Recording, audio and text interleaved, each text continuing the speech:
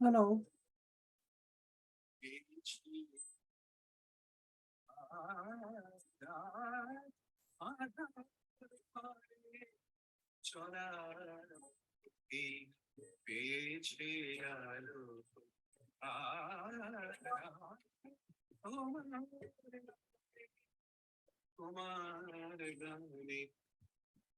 Hello, नमस्कार।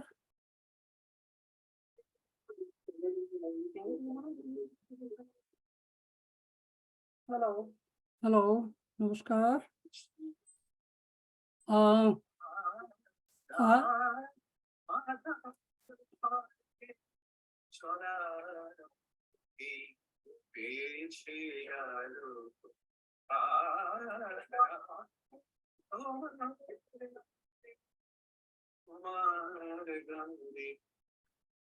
Hello, नमस्कार।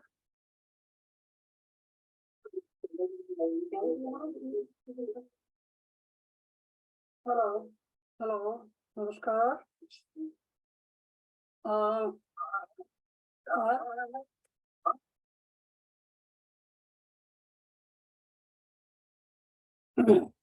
हाँ, नमस्कार। तो आज का कार्यक्रम आज 1 जुलाई है 2023 और आज कनाडा दिवस भी है। तो आज हम अपना ये कार्यक्रम आरंभ करते हैं और इसका आज का शीर्षक है आध्यात्मिक आयाम। तो ये कार्यक्रम आध्यात्मिक प्रबंध पीठ की ओर से आयोजित है और हम सब लोग आज इस विषय पर वार्ता करेंगे और आप ध्यान से सुनिए क्योंकि ये गंभीर विषय है।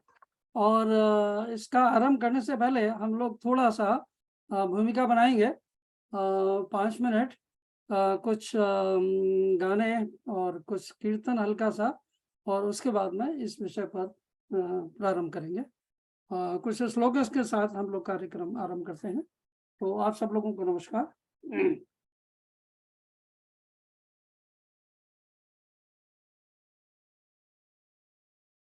पितृ पुरुषेभ्यो नमः, ऋषि देवेभ्यो नमः, ब्रह्मार्पणं ब्रह्महवि, ब्रह्माग्नो ब्रह्मणाहुतं, ब्रह्मेण तेन गन्तव्यम्, ब्रह्म कर्म समाधिना, तव द्रव्यं जगद्गुरु ह्यमेव समर्पये। ओ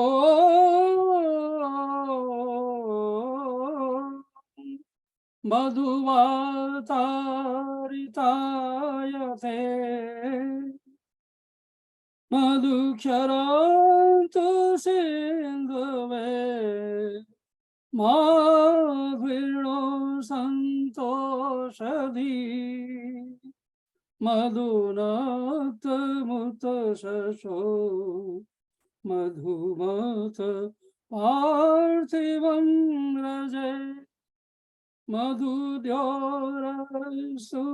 नो पिता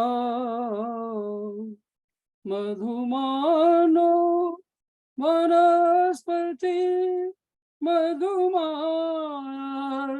सूर्य मार्गावो भवन्तु न। ओ मधुए, ओ मधुए, ओ मधुए।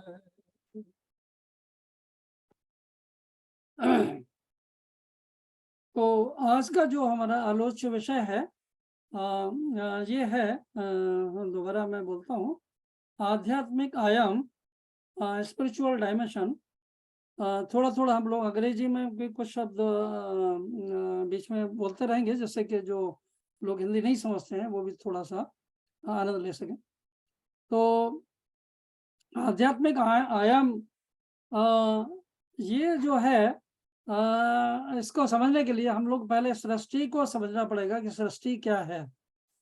तो और सृष्टि में क्या-क्या, कितने आयाम हैं, क्या-क्या है, तो उसको समझने के बाद थोड़ा आसान रहेगा कि आध्यात्मिक आयाम कहाँ से कहाँ तक है।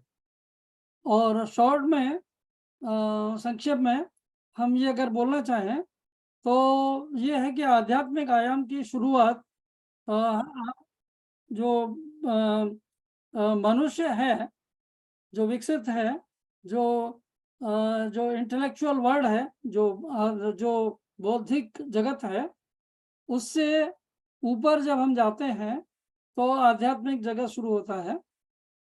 और इस जगत में जब हम साधना करते हैं और बहुत सारी चीज़ें करते हैं, तो उसके बाद में फिर हम लोग धीरे-धीरे, साधना के बहुत सारे आयाम हैं, हम लोग बाद में थोड़ा-सा इसके विषय में बात करेंगे।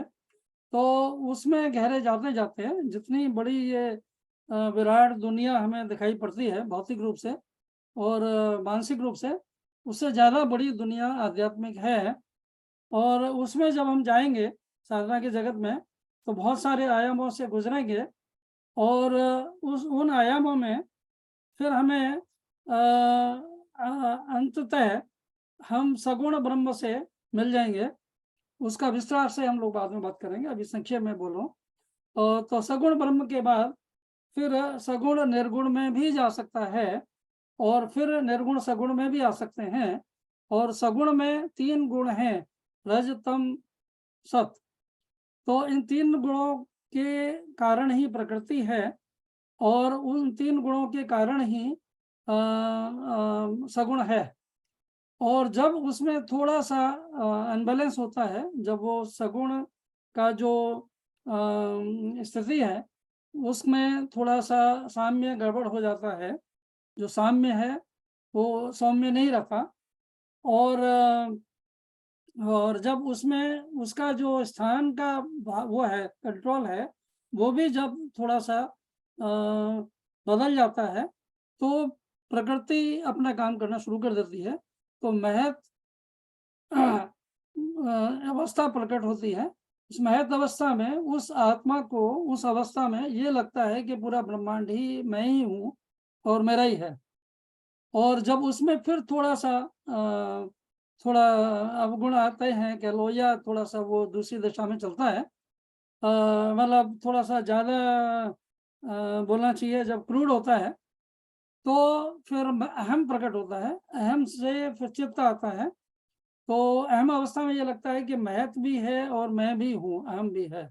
और वो अहम भी बहुत ऊँची अवस्था है। लेकिन फिर उसके बाद में जब उसमें भी थोड़ा-सा और जब थोड़ा-सा व्यवधान आता है, या उसमें प्रकृति के गुण और ज़्यादा उत्पात करते हैं या अपना प्रभाव दिखाते हैं, तो चित्त प्रकट होता है।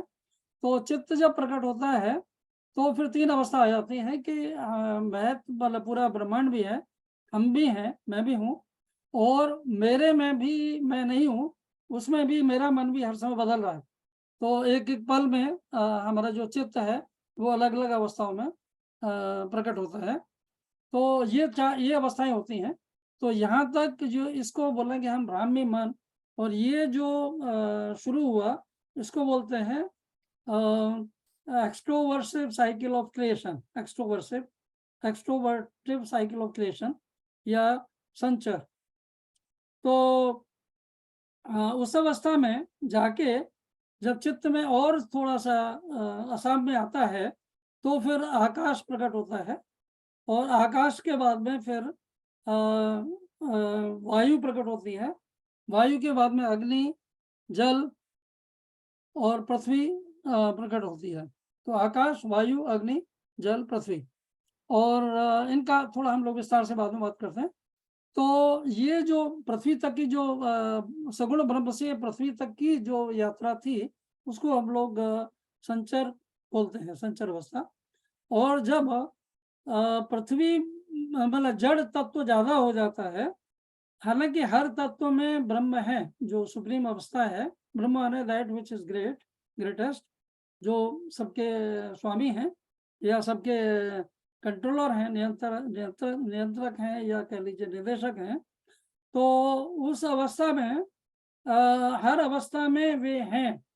बस खाली ये है कि उसमें जो क्वांटम है वो बदलता रहता है। जैसे आकाश तत्व में चित्त है, महत है, अहम है, सगुण है, सब कुछ है।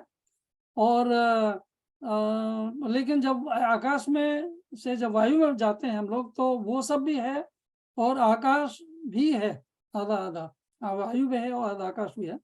और उसके बाद फिर हम लोग जब अग्नि में जाएँगे, तो एक तिहाई तीनों अवस्थाएँ हैं, आकाश, वायु, अग्नि। और फिर नीचे जाने पे जैसे जब जल बन जाता है, तो जल अवस्था में भी अग्नि है, वायु है, आकाश है और ऊपर के सब तत्व हैं, सगुण ब्रह्म भी है। और पृथ्वी में भी वैसा ही है कि 20% 1/5 पाँचों अवस्थाएँ हैं, जो हमारा पंचभूत है।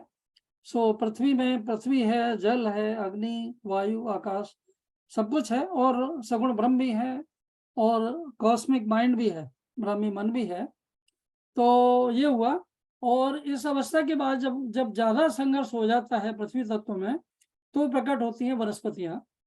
तो सबसे पहले एक कोषीय जीव बनते हैं और उससे और फिर वो संघर्ष होते-होते डेवलप होते-होते फिर वनस्पति प्रकट हुई और होती रहती हैं, होती रहेंगी। तो ये करते-करते फिर हम लोग जब ज़्यादा संघर्ष होता है तो जंतु प्रकट होते हैं और जंतुओं में भी इसी तरह से क्रम चलता है, एक से एक उन्नत जीव प्रकट होते हैं और बाद में फिर मनुष्य प्रकट हुआ और होता रहेगा। और मनुष्यों में जब थोड़ा-सा और विकास हुआ तो उसमें बुद्धि प्रकट हुई और बुद्धि प्रकट होने के बाद में फिर उसमें बोधि आई बाद में, जब उसमें आध्यात्मिक शक्ति प्रकट हुई, जब मन से परे हो गया, मन को समझने की कोशिश किया, तो अध्यात्म में चला गया और अध्यात्म में जाने के बाद में फिर वो जो उसको समझ आया, तो वो उस अवस्था में आध्यात्मिक अवस्था में चला गया। आध्यात्मिक अवस्था में गहरा जाते-जाते फिर वो सगुण ब्रह्म में मिल गया, क्योंकि उसके बिना उसको पूरा आनंद नहीं मिलता। तो ये पूरा सृष्टि चक्र है और जो सृष्टि चक्र का जो पृथ्वी से सगुण ब्रह्म की ओर का जो रास्ता है, जो राह है या जो पूरी परिक्रमा है, उसको हम लोग पृथ्वी संचर बोलते हैं। और सगुण ब्रह्म से पृथ्वी तत्व तक बनने की, जड़ तक जाने की जो जो प्रक्रिया है, उसको हम लोग संचर बोलते हैं। तो इस तरह से संचर और पृथ्वी संचर से ये सृष्टि नज़र आ रही है और जो कुछ है वो उसी का खेल है। तो हमारा जो आज का जो विषय है, वो है आध्यात्मिक आयाम। तो आध्यात्मिक आयाम असलियत में जो हमारा जो मनुष्य का जो मन है, वैसे मन हर किसी में है। मतलब पंचतत्वों में भी है और वनस्पति में भी है, जंतुओं में भी है, मनुष्य में भी है। बस खाली उसकी जो प्रकट होने की जो अवस्था है या जो उसकी जो अवस्था है और उसमें जो क्वांटम है या जो क्वालिटी है, वो अलग-अलग है, गुणवत्ता अलग है और उसका जो क्वांटिटी है, मतलब वो कितना है, वो भी अलग-अलग है। उसी के आधार पर तरह-तरह के जीव-जंतु और वनस्पति औ और जो चेतन सत्ता है या फिर जो पंचभूत है, ये सारा जो उपक्रम है, सारा जो प्रक्रिया है, ये उसी के आधार पर है, उसी से प्रकट है, उसी से चल रही है। और ये सब ज़रूरी है, जो भी अवस्थाएँ हैं, ये सारी ज़रूरी है, क्योंकि सब मिलके ही एक परिवार जैसा है और हम एक-दूसरे का भरण-पोषण भी कर रहे हैं, एक-दूसरे को चला भी रहे हैं। क्योंकि जैसे मनुष्य है, वो बिना पंचभूतों के भी नहीं रहेगा, बिना वनस्पति के भी नहीं रहेगा, बिना जंतुओं के भी नहीं रह सकता, बिना सगुण ब्रह्म के, बिना ब्राह्मी मन के भी नहीं रह सकता। तो सृष्टि चक्र में जो भी कुछ है, वो परस्पर पूरक है। कम्प्लीमेंट्री है एक दूसरे का, और सब मिलके ही ये खेल चल रहा है। और इस खेल को समझने के लिए या इससे परे जाने के लिए या ऐसा ऊपर उठने के लिए भी ये ज़रूरी है कि हम इस चक्र को पूरे को समझें और फिर यहाँ पर जिएँ और इसका आनंद लें। और जब ऐसा हो जाएगा तो हम में वो सब शक्तियाँ आ जाएँगी कि हम खुद भी बदल सकते हैं, दूसरों को भी बदल सकते हैं और पूरी सेवा भी कर सकते हैं और आनंद भी ले सकते हैं। तो ये सब अवस्थाएँ आएँगी। तो इसलिए हमारा ये जो अवस्थाएँ हैं जहाँ हम सब कुछ जान लें, उस अवस्था में भी जाना ज़रूरी है। और इन सब अवस्थाओं में एक-एक में रहना भी शायद ज़रूरी था। इन सब से हम गुज़रे हैं, तभी हम लोग उस सब की तरफ देख पाते हैं, झाँक पाते हैं या उसके बारे में सोच पाते हैं। तो वो ये बहुत संक्षेप में सृष्टि चक्र के बारे में हुआ। तो जो आध्यात्मिक आयाम है, वो असलियत में जो मनुष्य का जो मन है, उससे जब हम ऊपर चले जाते हैं अध्यात्म में, तो जब उसको ये साधना करके ये भान हो जाता है कि वही ब्रह्म है और ब्रह्म में और उसमें कोई अंतर नहीं है, तो धीरे-धीरे फिर वो ब्राह्मी अवस्था में अलग-अलग अवस्थाओं में और प्रवेश करता जाता है। तो जब वो करता है तो उस अवस्था से लेके ब्राह्मी मन तक की जो अवस्था है, अ, उसको हम लोग एक तरह से बोलेंगे आध्यात्मिक आयाम। और ऐसे सारा ही आध्यात्मिक आयाम है, बट मूल रूप से जो आध्यात्मिक आयाम है, ये उस अवस्था में तो एक तरह से हेमिस्फीयर है, या आधा अर्धगोल है। एक तरह से अगर हम इसको सृष्टि चक्र बोलें, तो मैं किसी पेपर पर थोड़ा-सा दिखा देता हूँ। तो जैसे कि ये सृष्टि है और इसको हम 4 भागों में कर दें, तो यहाँ सगुण ब्रह्म है, सगुण ब्रह्म है। उधर ऊपर मान लो निर्गुण ब्रह्म है। तो यहाँ से ये प्रकृति है त्रिगुणात्मक, और इसमें सत्रह स्तंभ है। और जब उसमें अनबैलेंस होता है तो हम लोग इस तरफ बढ़ते हैं संचर में। तो फिर यहाँ से लेके यहाँ की जो अवस्था है, ये ब्राह्मी मन है, ये महत है, ये अहम है, ये चित्त है। ये जो अवस्थाएं हैं, इनमें फिर पहले महत है, फिर अहम है, फिर चित्त है, और उसके बाद महत, में फिर ये अहम और चित्त, इसका इंग्लिश में क्या कहेंगे? वो बाद में आते हैं। अभी हम थोड़ा एक तरह से ब्रॉडकास्टिंग जैसा रख लेते हैं पहले, फिर बाद में प्रश्न उत्तर करेंगे। तो इस ये जो महत है, ये है एक तरह से कॉस्मिक आई है कि वो पूरा ब्रह्मांड ही मैं हूँ। और ये जो है अहम है, ये एक तरह से आई एग्जिस्ट है। और ये वाला जो है आई डू है कि वो जो हर समय चलता रहता है, तैरता रहता है, बार-बार कुछ और सोचता रहता है। तो ये अवस्था एक तरह से महत, अहम, चित्त हो गया। एक तरह से ये कॉस्मिक आई फीलिंग है कि आई एग्जिस्ट, मतलब इसमें पूरा ब्रह्मांड ही एग्जिस्ट करता है, वही है, ये अवस्था है। और इसमें ये है कि मैं भी हूँ और ब्रह्मांड भी है, थोड़ा उसमें वो आ गया। उसके बाद में चित्त है, तो चित्त में जो अहम है, जो व्यक्ति है, उसमें भी ये हो गया कि मैं भी नहीं हूँ, वो उसका भी हर समय माइंड विचलित हो रहा है। मतलब उसको फिर ये भी नहीं है कि भाई मैं ही हूँ। मैं होना भी, केवल मैं होना भी बहुत ऊँची अवस्था है, अहम। लेकिन यहाँ चित्त आ गया तो वहाँ फिर वो अहम भी विचलित हो गया कि हर समय उसको भी पता नहीं, क्या कभी कुछ सोच रहा है, कभी कुछ सोच रहा है, कभी कुछ कर रहा है। तो ये है। तो ये उसके बाद में ये आकाश हो गया, फिर वायु, अग्नि, जल, पृथ्वी। तो ऐसे आके यहाँ पर ये एंड में दूसरी साइड में आ गया, ये जो सृष्टि का जो चक्र है। और फिर ये वनस्पति हो गया, एक तरह से ये जंतु हो गया, ये आदमी बन गया, मैन। और यहाँ के बाद में ये फिर बुद्धिजीवी आदमी है, यहाँ बोधिजीवी है, और फिर ये दोबारा सगुण ब्रह्म में मिल गया। और सगुण ब्रह्म का जब मन हुआ तो वो निर्गुण भी हो सकते हैं और बाद में दोबारा सगुण हो सकते हैं। तो ऐसे डायगोनेटिकली इसको स्पेयर भी बोल सकते हैं, कुछ भी बोल सकते हैं, अलग अलग वे में इसको थोड़ा समझने की कोशिश कर सकते हैं। तो इसमें एक बात ये है कि थोड़ा सा हम लोग इसके बारे में अभी थोड़ा सा बात कर लेंगे कि बुद्धि और बोधि क्या है।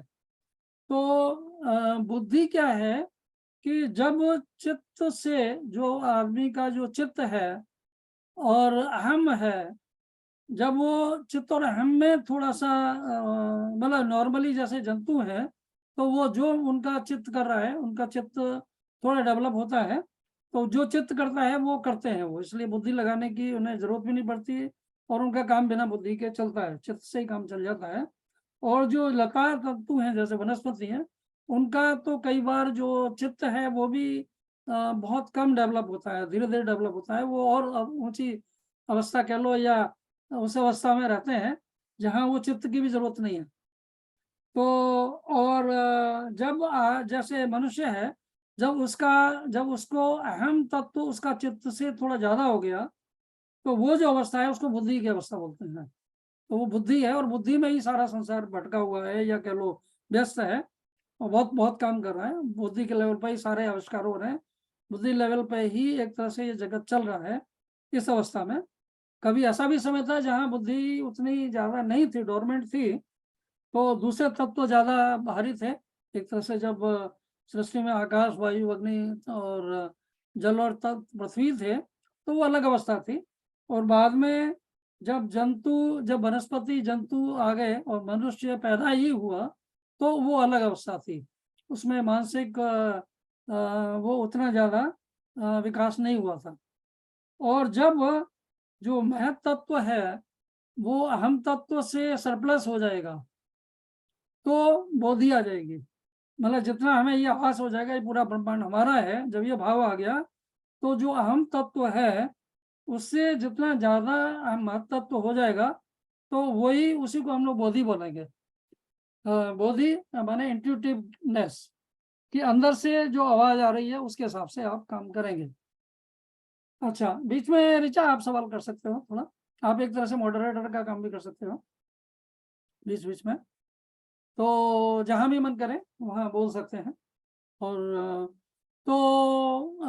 इस अवस्था में हम लोग तो ये मन जो मन की अवस्था है, मतलब जो माइंड है, और जो बोधि है, बुद्धि और बोधि, तो ये जो अवस्थाएं हैं इन्हीं से हमारा सारा जीवन और सारा क्रियाकलाप और सारा एक तरह से कर्म की गति द्युति और जो भी है उसकी गुणवत्ता है वो आती है। तो जितना ज्यादा हम बोधि हमारी जागृत हो जाएगी, तो उस अवस्था में उतना ही हमारा जो बुद्धि है वो भी ज्यादा काम कर पाएगी। लेकिन अगर खाली हमारी बुद्धि ही चल रही है और बोधि जागृत नहीं है, तो बुद्धि जो काम करेगी उसमें बहुत सारे व्यवधान भी आएंगे और उसकी क्वालिटी सृष्टि में उतनी अच्छी नहीं रहेगी कर्म कर्म की। तो इसलिए ये जो अवस्थाएं हैं बोधि की, और बोधि बढ़ते बढ़ते एक तरह से ये कुछ ऐसा भी है कि जैसे ये हमारा जो चक्र था, सृष्टि चक्र, इसमें जो ऊपर का अवस्था था, एक तरह से इधर ऊपर ऊपर का, तो इसमें ये महत है और यहाँ पे बोधि वाला आदमी है, और इधर अहम है और इधर ये मन वाला आदमी है। तो ये इनका आपस में रिलेशन है, इसी एक तरह से वो मतलब एक जैसा उससे मतलब, और हम गहराई में उसको समझ सकते हैं।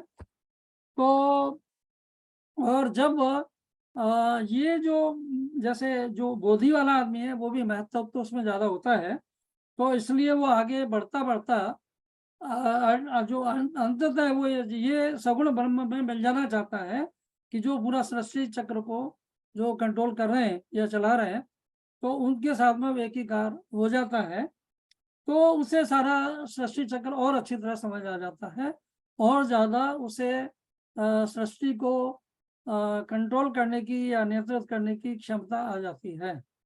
तो उस अवस्था में फिर अपना काम तो बहुत आसान हो जाता है, और फिर हम लोग सारी सृष्टि का काम कर सकते हैं, सारी सृष्टि की सेवा कर सकते हैं।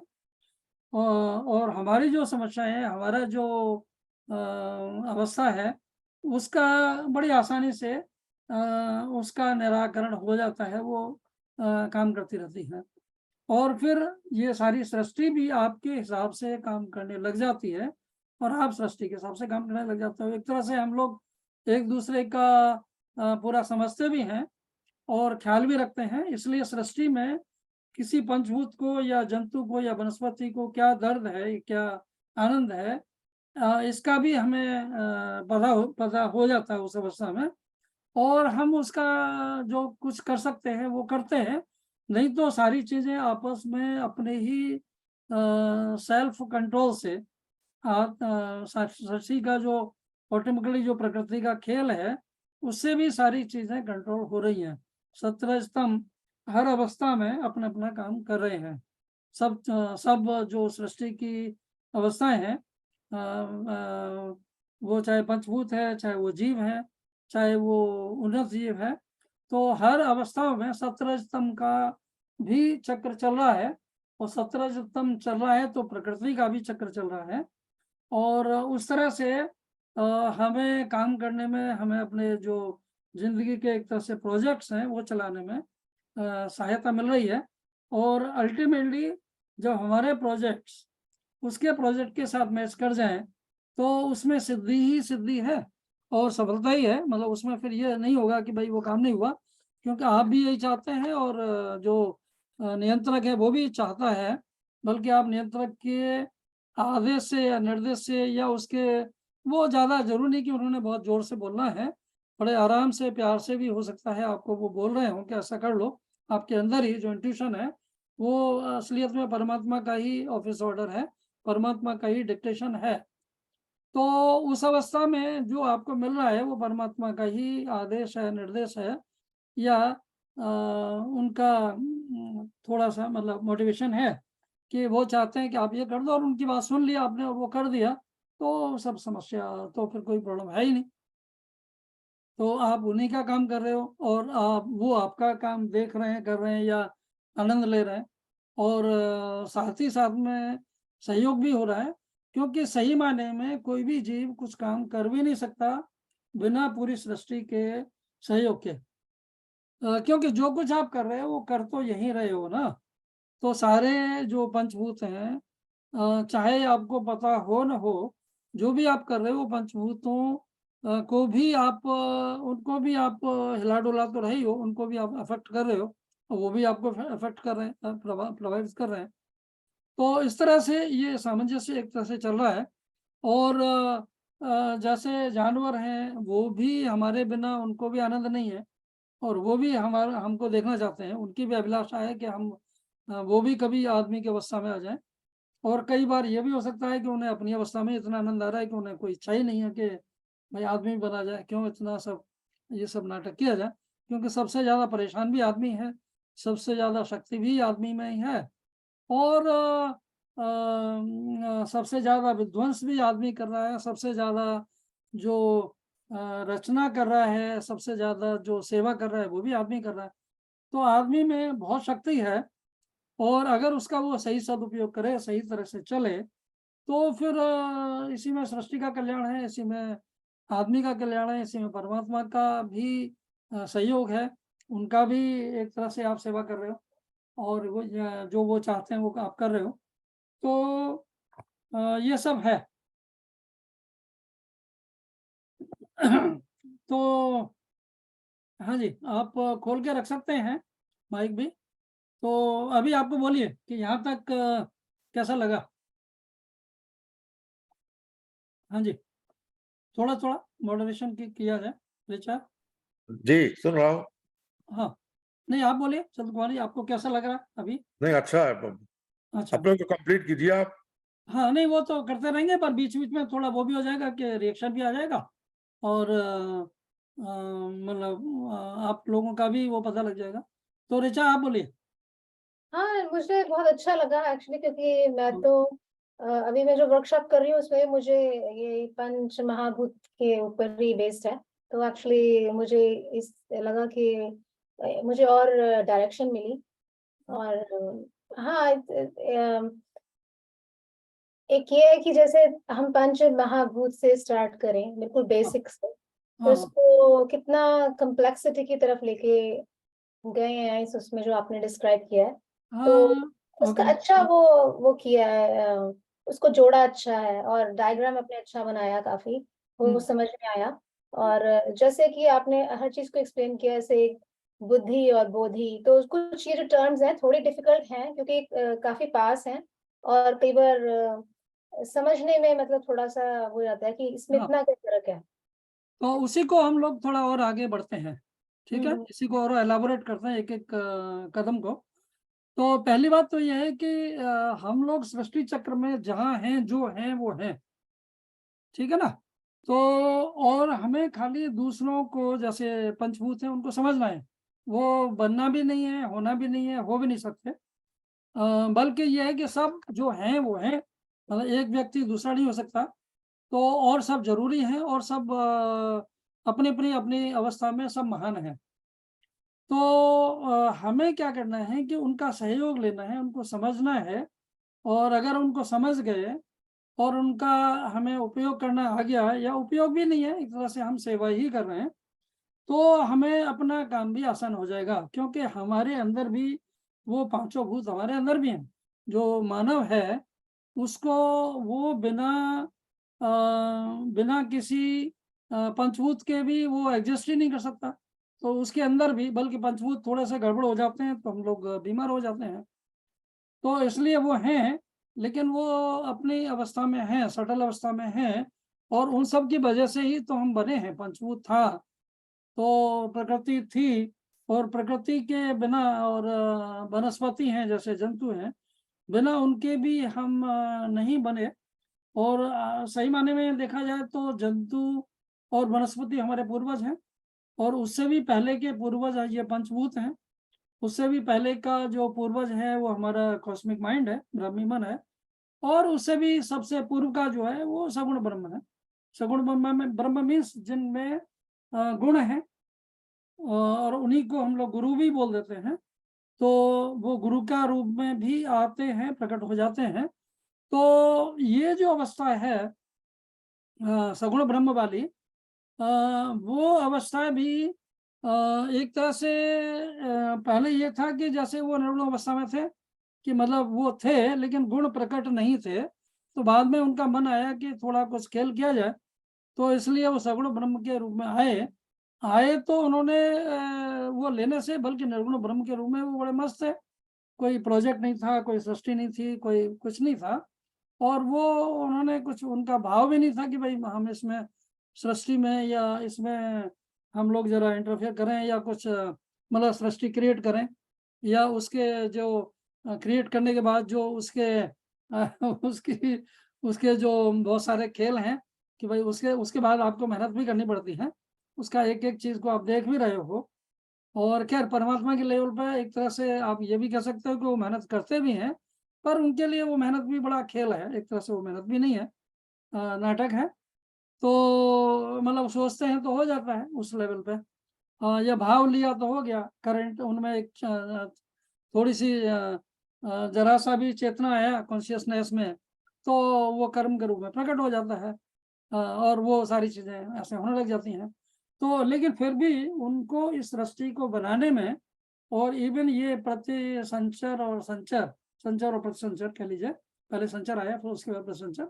तो संचर प्रतिसंचर की साइकिल पूरा करने में भी उनको करोड़ों अरबों वर्ष लग गए। और ये हम जो बात कर रहे हैं ये खाली पृथ्वी की नहीं है, ये पूरे ब्रह्मांड की बात है। तो सारे ब्रह्मांड में ये सब है, कुछ ज़्यादा अंतर नहीं है, अलग-अलग तरह की परिस्थितियाँ हैं, अलग-अलग तरह के तारे हैं, नीहारिकाएँ हैं और अलग-अलग तरह का वातावरण है, अलग-अलग पंचभूतों की अवस्थाएँ हैं, आकाश, वायु, अग्नि, जल और पृथ्वी की और सब लीलाएँ चल रही हैं, अलग-अलग जगह। और उसी तरह से जैसा वातावरण बना उसके हिसाब से ही वनस्पति बनी। उसके अनुकूल ही जैसे वो थी और बदलती भी गई बाद में, उनमें परिवर्तन आता गया। वैसे ही जंतु बने, वैसे ही मानव बने और वैसे ही महामानव बने और वैसे ही दूसरे ग्रहों पर भी जो मानव हैं या जो भी अवस्थाएँ हैं, जो मानसिक जगत में हैं या जो बौद्धिक जगत में हैं, आध्यात्मिक जगत में हैं, तो उनका अलग-अलग क्वालिटी है, अलग-अलग क्वांटिटी में वो लोग हैं और उन अवस्थाओं में वो सब खेल चल रहा है और ज़रूरी नहीं कि वो आपस में एक-दूसरे से संपर्क भी कर लें और संपर्क करते भी हों तो भेजते भी हों तो हर कोई उसको संदेश को या उसको सिग्नल को पकड़ नहीं पाएँ, क्योंकि उनकी टेक्नोलॉजी अलग है।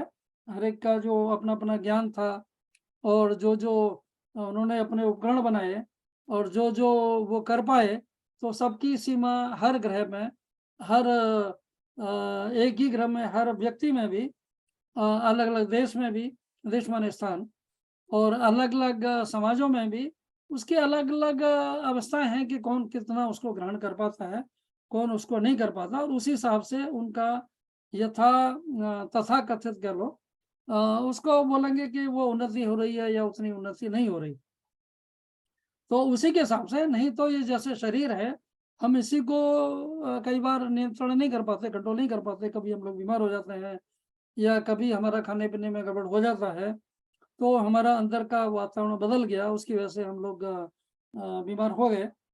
तो वो सब भी अगर हमको ज्ञान हो जाए ठीक तरह से, वनस्पतियों के गुणों का भी और पंचभूतों का भी, कि जो हमारे अंदर जो आकाश है, जो वायु है और अग्नि जल पृथ्वी है, इसी को हमने कितना अच्छी तरह से कंट्रोल कर दिया, उनको सामने में रखा, तो उतना ही अच्छा हम लोग शरीर को चला सकते हैं।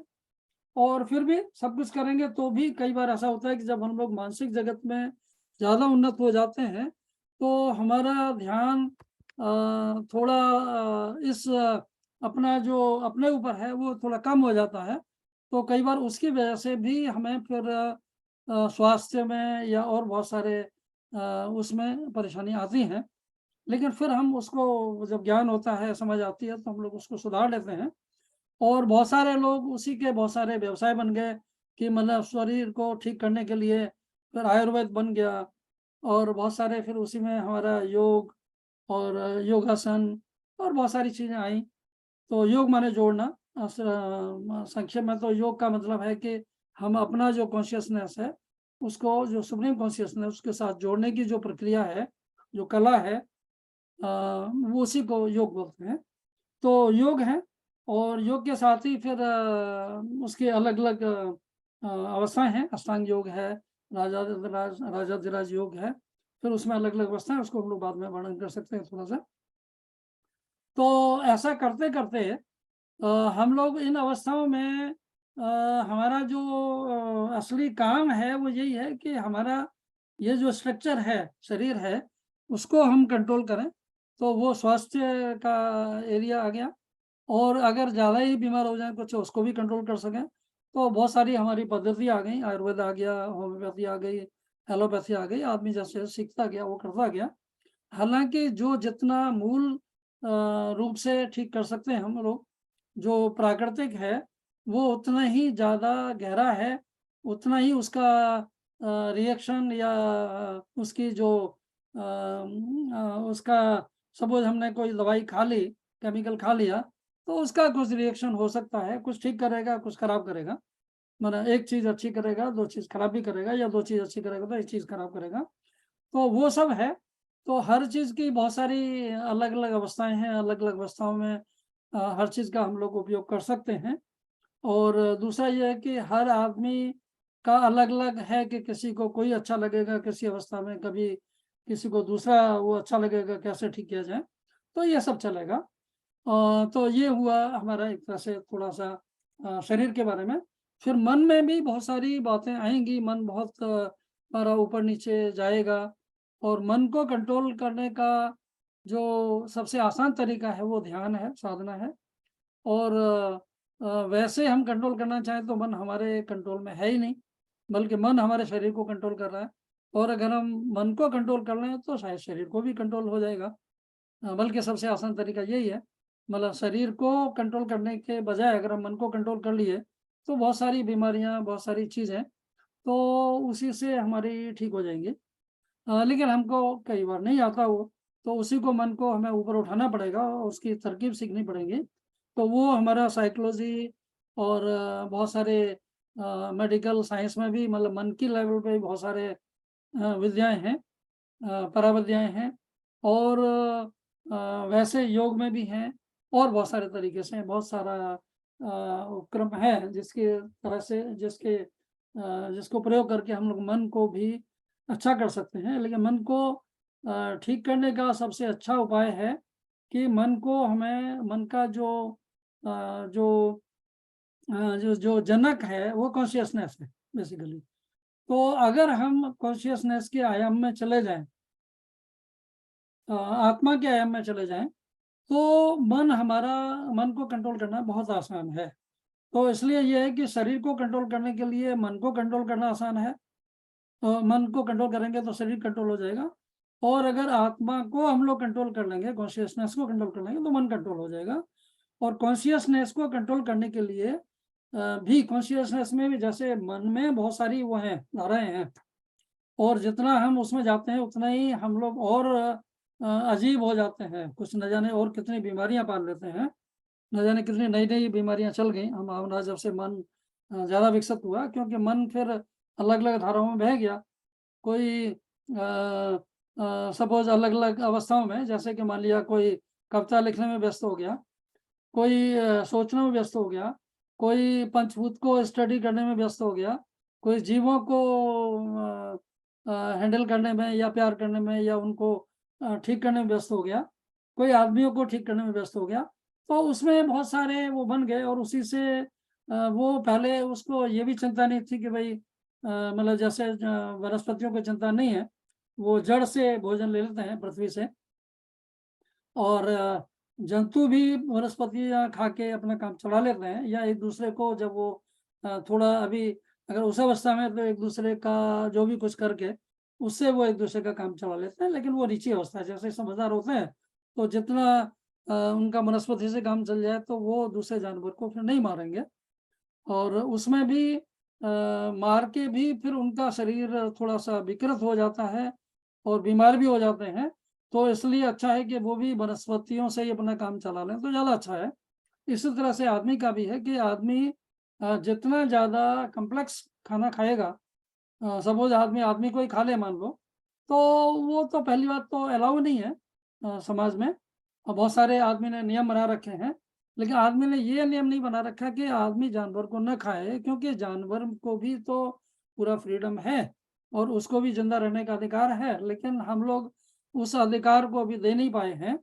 और बहुत सारे लोग जानवरों को ही खा रहे हैं, और ज़रूरत नहीं है तो भी खा रहे हैं। वनस्पतियों से भी काम चला सकते हैं, और वनस्पतियों से काम चला के वो अपना जो शरीर है उसको ज़्यादा अच्छा रख सकते हैं, अपने मन को ज़्यादा बढ़िया अवस्था में रख सकते हैं, और मानसिक व्याधियाँ भी नहीं आएंगी, मिनिमम हो जाएंगी उस अवस्था में।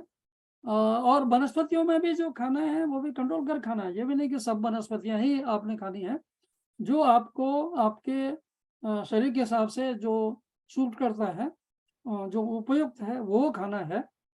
तो उसी से आपका जो मन है और आत्मा है वो सब बलवती होगी, क्योंकि अगर आपका खाना ठीक नहीं है तो मन भी ठीक नहीं होगा। यथान्नम तथा बने, और जब मन ठीक नहीं होगा तो आत्मा भी गड़बड़ होगी, और आप सारा सृष्टि में अनबैलेंस भी पैदा करेंगे, सृष्टि को डिस्टर्ब करेंगे। डिस्टर्ब करके फिर जो भी आप करोगे उसका रिएक्शन भी होगा, उसी के आपके संस्कार बनेंगे, और आप संस्कार है या प्रारब्ध है पहले जो किए हुए हैं उनको भोगोगे, और इस तरह से आप इस खेल में साझी रहोगे। हालांकि ये खेल कुछ है भी नहीं, हकीकत में तो अगर आप शून्य अवस्था में आ जाएं कि जहाँ कुछ नहीं है, तो आपको लगेगा कुछ कर्म करने के की भी जरूरत नहीं है। लेकिन फिर कर्म जितना ज़्यादा आपको थोड़ा आपकी आत्मा शुद्ध हो जाएगी, तो कर्म आपके सटल होंगे, बड़े सूक्ष्म कर्म होंगे। और मान लो जैसे आपने सोचा, तो सारी सृष्टि हो सकता है वो करने के लिए उतारू हो जाए। आपने कुछ सोचा कि इस देश में ये होना चाहिए, तो उस देश के सारे जो राजनीतिज्ञ हैं, या सारे जो बुद्धिजीवी हैं, या सारे जो प्राणी हैं, वो करने के लिए एक तरह से मन ही मन प्रेरित हो जाए। उन्हें पता भी नहीं कौन बोल रहा है, क्यों बोल रहा है, और लेकिन उसी दिशा में वो चलने लग जाए, तो वो सटल अवस्था में सारा काम करा सकते हैं। और उनके लिए देश काल और जो पात्र है वो सब उनकी गोद में है। देश माने स्थान, काल सारा समय उनका ही है, उनका पूरा कंट्रोल है समय पे भी, और सब देशों पे भी कंट्रोल है। देश माने स्थान, स्थान माने चाहे वो देश है, चाहे वो गैलेक्सी है, चाहे वो अणु परमाणु है, चाहे अणु जीवत है। तो वो सब जो अवस्थाएं हैं वो वो सारी देश ही हैं एक तरह से। तो अणु से लेके ब्रह्मांड तक वो देश है एक तरह से। तो देश भी उनके हृदय में है, उनके ही अंदर है, स्थित है। वो उसको बना सकते हैं, बिगाड़ सकते हैं, क्रिएट कर सकते हैं, नष्ट कर सकते हैं। जो भी है, जैसा आवश्यकता हो, जैसा उनका मन करे, जैसा भाव आए, तो वैसा वो करते हैं। तो इन अवस्थाओं में इस तरह से जो मन है वो उसको शुद्ध करना बड़ा ज़रूरी है। मन को शुद्ध करने के लिए हमें कॉस्मिक माइंड का सहयोग लेना बड़ा ज़रूरी है। और कॉस्मिक माइंड का सहयोग लेते-लेते कॉस्मिक माइंड में मिल जाना भी ज़रूरी है, जो कॉस्मिक कंट्रोलर है, जो सगुण ब्रह्म है। और जब उनमें मिलेंगे, तो आप में और ज़्यादा शक्ति आएँगी और सगुण ब्रह्म होके भी आप फिर सृष्टियाँ चला सकते हो और सृष्टि के चक्र पर चक्र चल सकते हैं। एक सृष्टि चल रही है, उसके बाद आप जब तक चलाना चाहें चलाइए, फिर दूसरा चक्र भी चालू कर सकते हैं। और हर चक्र में जो सगुण ब्रह्म है या जो गुरु है, वो एक तरह से और ज़्यादा परिपक्व हो जाएगा और ज़्यादा वो नहीं रहेगा जो पहले था। जैसे एक इंजीनियर है, तो मान लें इंजीनियर ने एक फैक्ट्री खोली और वो खोलने में उसको बहुत सारे अनुभव हुए, लेकिन उसमें जो भी हुआ, अच्छा हुआ, बुरा हुआ, उसके बाद अगर वो दूसरा प्रोजेक्ट चालू करेगा, तो हालाँकि वो इंजीनियर वही है, लेकिन उसका अनुभव, अनुभूति उसकी अलग है। तो वो होने के कारण फिर वो उसका जो दूसरा प्रोजेक्ट होगा, वो भी अलग होगा और हो सकता है पहले वाला इतना बढ़िया नहीं बना, तो ये ज़्यादा बढ़िया रहेगा या इसका उल्टा भी हो सकता है, कुछ भी हो सकता है। तो उसको अलग-अलग अनुभव होंगे और हर अनुभव से सीख के वो आगे और प्रयास करेगा और दूसरे प्रोजेक्ट चलाएगा। और आदमी भी मूलतः यही करता है, पूरा ज़िंदगी वो करता रहता है, कभी कुछ और उसमें रोज़ सीखता है और उसे पता लगता है कि आज तक वो जो कर रहा था, वो टोटल बेवकूफ़ी थी और कल पता लगता है कि आप मतलब न जाने क्या-क्या कर रहे थे। तो इस तरह से हम लोग रोज़ सीखते हैं और रोज़ आगे बढ़ते हैं। तो यही जीवन है, इसीलिए हमको जो भी 100 साल दिए जाते हैं, वो इसलिए दिए जाते हैं कि हम इसमें जितना हो सके इसी शरीर से ज़्यादा से ज़्यादा सीख सकें मन से और आत्मा का विकास कर सकें। तो यही एक तरह से उपयोग है। लेकिन जब हम आध्यात्मिक आयाम में चले जाएँगे, तो वहाँ पर हम कोई बंधन नहीं है बहुत ज़्यादा, मानसिक बंधन नहीं है। शारीरिक बंधन को भी आप कंट्रोल कर लेते हो। सृष्टि के जितने अवयव हैं, ये भी आपको सहयोग करते हैं, मतलब पंचभूत भी सहयोग करते हैं, जंतु भी सहयोग करेंगे। जंतु आपको कोई जैसे साँप के साथ भी आप प्यार करोगे, तो वो भी आपको डसना नहीं चाहेगा, उसका कोई मन नहीं करेगा, उसको प्यार करने का मन करेगा। गाय को आप प्यार करोगे, तो वो गाय भी आपको प्यार करेगी। तो हर जीव में वही है, कोई अंतर नहीं है। तो वो इसलिए हमको कुछ करते हैं क्योंकि हम उनको मन ही मन कुछ करते हैं। इसलिए उनको अंदर से एक तरह से बिकॉज़ हमने गड़बड़ की हुई है, वो बेचारे थोड़ा-सा उतने स्ट्रॉन्ग नहीं हैं फिज़िकली, मेंटली, स्पिरिचुअली, तो इसलिए उनको अंदर-अंदर खुंदक रहती है, उसी को संस्कार बोलते हैं। तो उसका फिर रिएक्शन होता है, तो वो थोड़ा हमारे को थोड़ा-सा कुछ कर भी देते हैं, उससे हम आहत भी हो सकते हैं कभी। तो नहीं तो उनका वैसे कोई मन नहीं है हमें आहत करने का। तो इसी तरह से वनस्पतियाँ हैं, वनस्पति भी सब अच्छी हैं, लेकिन सब वनस्पतियों को हम सोचें सबको हमें खाना है या सबको कुछ करना है, वो भी इतना नहीं है। हमको समझना होगा कि कौन-सी उपयुक्त है, कौन-सी उपयुक्त नहीं है, कौन-सी जड़ी-बूटी ठीक है हमारे लिए, कौन-सी नहीं है। तो उसके हिसाब से हमें वो उसका उपयोग करना होगा। और ये भी नहीं है कि भाई सारी सृष्टि है, तो हमने सभी का उपयोग करना ही करना है, ऐसा भी नहीं है। न जाने कितने जीव हैं, न जाने कौन-सी चीज़ किसके लिए बनी है, तो ऐसा भी नहीं कि भई हमें सबका ही उपभोग करना है और सब हमारे अंडर हैं, ऐसा सोचना भी गलत है। तो हमें जितना उपयुक्त है, बल्कि बाद में हमारा जो खाद्य है, जो भोजन है, वो भी सूक्ष्म हो जाना चाहिए कम से कम, जितने से काम चले। क्योंकि जितना कम खाएँगे, उतना ही हम कम पॉल्यूशन लेंगे मान लो, या ज़्यादा खाएँगे तो कुछ गलत चीज़ खाएँगे, तो उससे फिर हमारा स्वास्थ्य गड़बड़ होगा, मन गड़बड़ होगा और हमारा जो कॉन्शियसनेस है, वो भी अफ़ेक्ट होगी। तो इसलिए यह है कि हर अवस्था में हमें अंदर की आवाज़ से सुन के जो ठीक लगे वो करना है। क्योंकि जो अंदर की आवाज़ है, वो आवाज़ जो सुप्रीम कॉन्शियसनेस की आवाज़ है, वहाँ से डायरेक्शन हमें मिल रही है। और जो माइंड है, यहाँ जो आवाज़ आती है, ये हमारे मन से आ रही है। तो वो आवाज़ थोड़ी सी छोटी है, उसमें इतना बल नहीं है और वो उसके हिसाब से जो हम काम करेंगे तो उसमें सफलता नहीं मिलेगी, बल्कि दिक्कत हो सकती है। लेकिन अगर हमारा जो मन है वो अगर समर्पित हो गया है आत्मा में, तो मन जो करेगा वो मन भी ठीक ही करेगा, फिर उसमें प्रॉब्लम नहीं होगी, क्योंकि उसका अल्टीमेट जो कंट्रोल है, अल्टीमेट जो संतुलन है या जो संयम है, वो हमारी आत्मा से आ रहा है। तो जो कुछ भी है वो कंट्रोल में है, फिर वहाँ कुछ गड़बड़ नहीं होगी। लेकिन फिर भी अब ये तो आध्यात्मिक स्तर पर देखा जाए तो कहीं भी कुछ भी असाम्य हो सकता है। हमारी दृष्टि से लगे कि हम बहुत सही काम कर रहे हैं, लेकिन फिर भी सुप्रीम कंट्रोलर की दृष्टि से हो सकता है उतना सही नहीं हो, तो वो हमें रोक भी सकते हैं, दंड भी दे सकते हैं, कुछ भी कर सकते हैं जैसा ज़रूरत हो प्यार में। और जो भी वो करते हैं वो प्यार में ही होता है, उसमें कोई दिक्कत नहीं है। तो चलिए, तो अब इसके साथ ही फिर हम लोग थोड़ा-सा आपकी थोड़ा वो सुनना चाहेंगे कि और कैसा लगा, और फिर उसके बाद थोड़ा और आगे बढ़ते हैं, और जितना मन करेगा हम लोग उतना इसके विषय के ऊपर और थोड़ा आगे गहराई में जा सकते हैं। हाँ जी, बोलिए, थोड़ा बीच-बीच में बोलिए। पता है ना, आप हम तो समझने की कोशिश करते हैं से अच्छे शिष्य की तरह। नहीं, बिल्कुल हम सब लोग सब ब्रह्मांडी स्टूडेंट ही हैं। नहीं, समझने की कोशिश करना चाहिए। हाँ, हाँ। आंस आंसर देने के लिए या एनालिसिस करने के लिए, करके बताने के लिए, इन चीज़ों में वैसे भी ज़्यादा कुछ होता नहीं है हाँ, कि आप मन और आत्मा और परमात्मा में क्या एनालिसिस कर सकते हैं।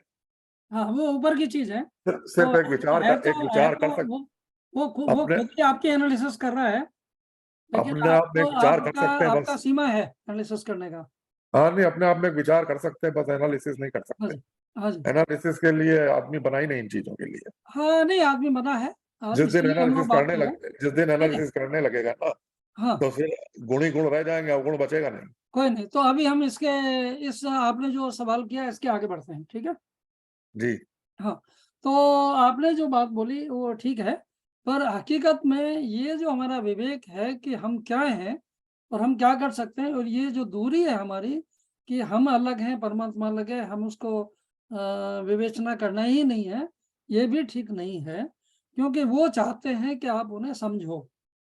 ठीक है? दूर-दूर से ऐसे ही देखिए दुनिया चल रही है और आप चल रहे हो, जाने-अनजाने, ठीक है? लेकिन हमें अगर ये पता हो कि कैसे चल रहा है और हम इसमें सहयोग कर पाएँ, तो ये बड़ा अच्छा रहेगा आपके लिए भी और उनके लिए भी। जो ब्राह्मी अवस्था में है, जो इसका कंट्रोलर है दुनिया का, उसको भी इसी में आनंद है कि आप उसकी सृष्टि का खेल समझ जाओ।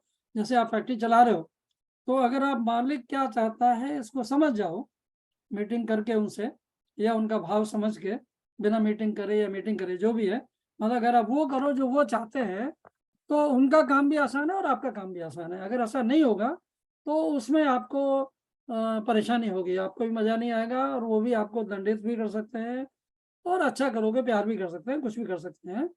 तो क्या बढ़िया होगा कि आप वही करें जो वो चाहते हैं, और आप में और उनमें ये जो आपने भेद बना लिया कि भई मैं अलग हूँ और वो अलग है, अगर ये भेद भी खत्म हो जाए कि आप ना रहें, वो ना रहें, आप दोनों एक ही हो जाओ। मतलब जो हमारा जो जब हम उस अवस्था में चले जाएँ बोधि वाली में, तो बोधि वाली अवस्था में फिर हमें साधना करनी है। हम लोग उसके बारे में थोड़ा अलग से बात कर सकते हैं अभी उसमें, नहीं तो हम लोग ये सतत हमारा कार्यक्रम चलता रहेगा, तो हम लोग आगे उसमें एक-एक पहलू पे बात करते रहेंगे। तो उसमें हम लोग साधना द्वारा प्रैक्टिकल मेथड है, ये कोई ऐसा नहीं है कि नहीं समझा जा सकता।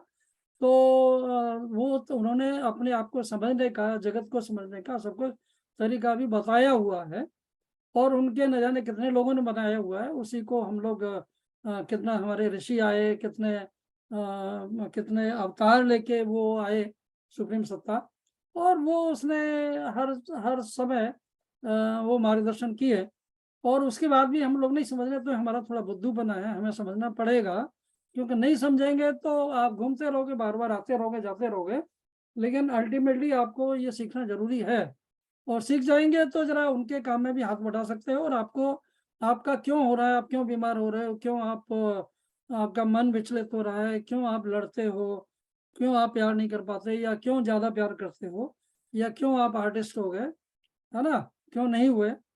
तो ये सब चीज़ें आपको और अच्छी तरह से आसानी से समझ आ जाएगी, और जो भी आप परस्यू कर रहे हो लाइफ जीवन में, वो भी और अच्छा हो जाएगा। अगर आप आर्टिस्ट हैं तो और आर्टिस्ट बढ़िया हो जाओगे, है, कवि हैं तो और बढ़िया कवि हो जाओगे, पेंटिंग करते हैं तो वो हो जाओगे, आप हर कला में पारंगत हो जाओगे, और खाली चिपके नहीं रहोगे कि आपने कुछ थोड़ा सा किया और आप उसी को महान समझ रहे हैं। नहीं, हर पल पल पर, हर पग पग पर आपको उसमें मतलब और आविष्कार होते रहेंगे आपके मन में, अलग अलग आइडिया आते रहेंगे, क्योंकि आपका मन जब ब्राह्मी मन से संयुक्त हो जाएगा तो विचारों का कोई एंड नहीं होगा, मतलब आपको डायरेक्शन मिलती रहेगी, क्योंकि उसकी इतनी बड़ी सृष्टि में उसको भी बहुत सारे अनुभव हैं।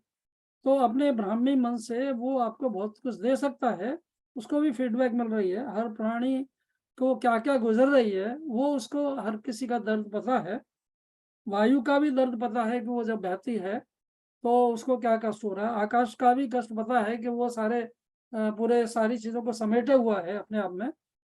तो और हर कोई उसी से सब कुछ ग्रहण करना चाहता है, जैसे कि बहुत सारे मंत्र हैं, बहुत सारे चक्र हैं, उसमें ध्यान करते करते आप जैसे अगर यहाँ पे ध्यान करते हैं तो आकाश तत्व पे, तो विशुद्ध चक्र पर, तो जब करेंगे तो आपका जो आकाश तत्व है उसके साथ आप एक हो जाते हो, और आकाश में ही सब कुछ है, तो आपको बहुत कुछ आपको मिल जाएगा। सारा जो ये दुनिया का जो खेल है, दुनिया की जितनी सिद्धियां हैं, जितना सब चीज़ें हैं, ये आपको ऐसे मिल जाएंगी वहाँ ध्यान करने से ही।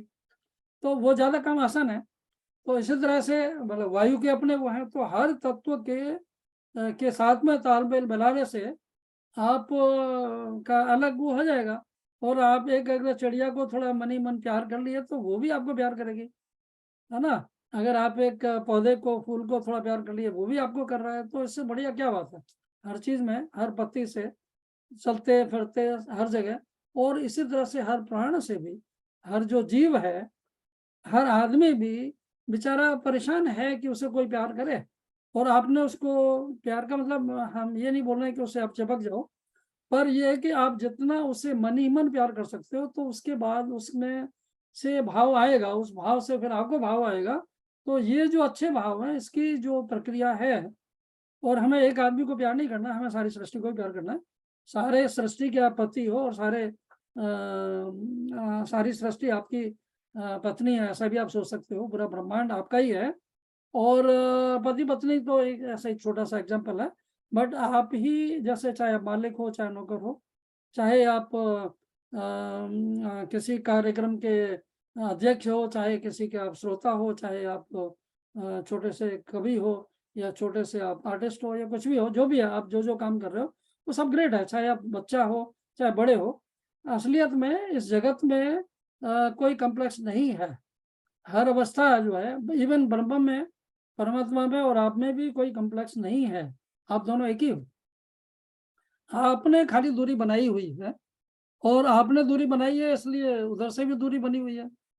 आप थोड़ा प्यार करो तो उधर से भी प्यार आ जाएगा, ये प्रैक्टिकल है। और वो प्यार करने के लिए आपको कॉन्शियसनेस को लार्ज एनलार्ज करना पड़ेगा, और वो बिना साधना के नहीं होगी। तो साधना एक प्रोसेस है। वो साधना करने से हमारे सारे चक्र खुल जाएंगे। हम सारे जितने ये सृष्टि है, इस सृष्टि को अपनी गोद में ले सकते हैं। हम परमात्मा की गोद में बैठ सकते हैं, और परमात्मा को अपनी गोद में बैठा सकते हैं। वो सारी अवस्थाएं आपकी आ जाएंगी। तो ये जितने आपको डिफरेंसेस हैं कि आप में ये है और ये नहीं है, कि आपके ये हैंडीकैप हैं, या ये परेशानियां हैं, या ये आपका जूते पड़ रहे हैं, या ये आपको फूल माला मिल रही हैं, इन सब से आप परे चले जाओगे। और इन सब में कोई आपको फिर बाद में मतलब न इससे आपको कोई दुख होगा, न कोई सुख होगा। आप एक आनंद की अवस्था में चले जाएंगे। और उस आनंद की अवस्था में, आनंद वो है जो सुखम अनंत सुखम आनंदम, तो जो अनंत सुख है, जिसका कोई एंड ही नहीं है, वो आनंद है। तो उस अवस्था में, क्योंकि सुख तो एक आया, फिर थोड़े बाद दुख आ गया, थोड़ा कुछ और आ गया। तो जब सुख दुख की सीमा से परे आप चले जाओगे, जहाँ दुखों में भी आपको आनंद आए, सुख आए, तो उस अवस्था में ही असली मस्ती है। तो अगर कोई कांटा आके आपको थोड़ा रास्ते में पड़ा रह गया और आपको चुभ गया, तो आपको उसको प्यार कर सकते हो कि भाई चलो आपको थोड़ा मेरे से मिलने का देश काल पात्र मिल गए, तो उस घटना पे मिल गए। जैसे दो लोग बाई चांस व्हीकल से जा रहे हैं और वो एक साथ एक जगह पहुंच गए और टक्कर हो गई, तो वो सामान्य रूप से लड़ते हैं कई बार कि भाई तुम क्यों ऐसे आए कि वैसे आए, वो उसमें भेद देखते हैं, लेकिन ये नहीं सोचते कि वो खुद भी वहां पहुंचे क्यों। अगर उनको कंट्रोल होता देश काल पात्र के ऊपर, मतलब स्थान, देश माने स्थान, काल माने समय, और पात्र माने वो व्यक्ति, कोई भी व्यक्ति, व्यक्ति माने कोई भी सृष्टि का अंग, वो जरूरी नहीं कि आदमी हो, जानवर भी हो, कोई भी हो, पंचतत्व हो, कुछ भी हो। तो किसी से जब आप टकराते हो तो असलियत में देश काल पात्र का मतलब हुआ कि पूरा ब्रह्मांड का कोई भी पॉइंट, कोई भी अंग, वो देश है। तो काल माने ये जो खेल चल रहा है, खेल इसलिए चल रहा है कि हम देख रहे हैं।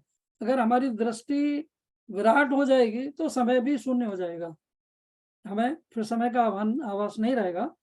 और सब समय आपका है, न कहीं देर है, न कोई जल्दी है, न कुछ है, क्योंकि पूरी सृष्टि आपकी है और समय आपका है और सारा कंट्रोल भी आपका है।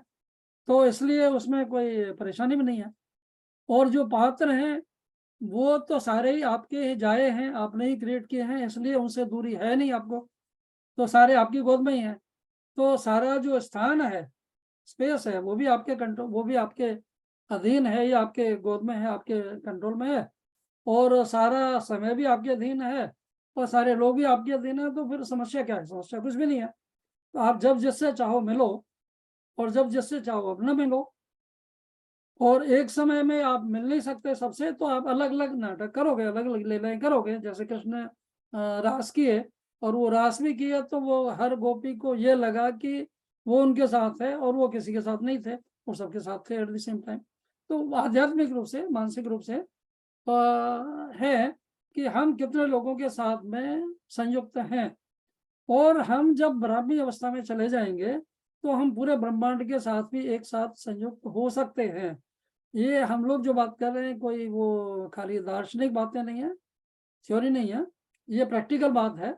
हकीकत में ऐसा किया जा सकता है और कोई भी व्यक्ति कर सकता है, बल्कि परमात्मा की इच्छा है कि हर व्यक्ति ही ये करे, इसलिए उसने सृष्टि रची है।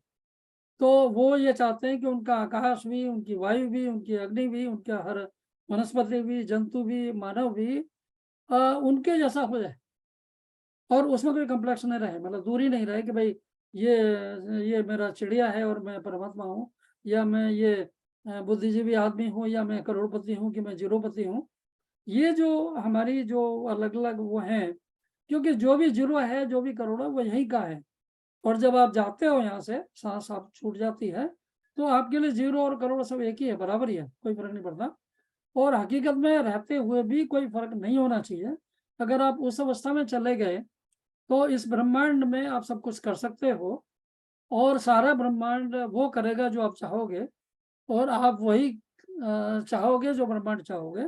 तो ये जो दूरियां हैं, या जो हमारी लड़ाइयाँ हैं, या ये हमारे जो विचारों का पार्थक्य है, ये नहीं रहेगा। तो एक आनंद की लहर ही होगी, आनंद ही आनंद होगा। और उस आनंद में हम जो भी करें, जैसे भी करें, वो बढ़िया ही होगा।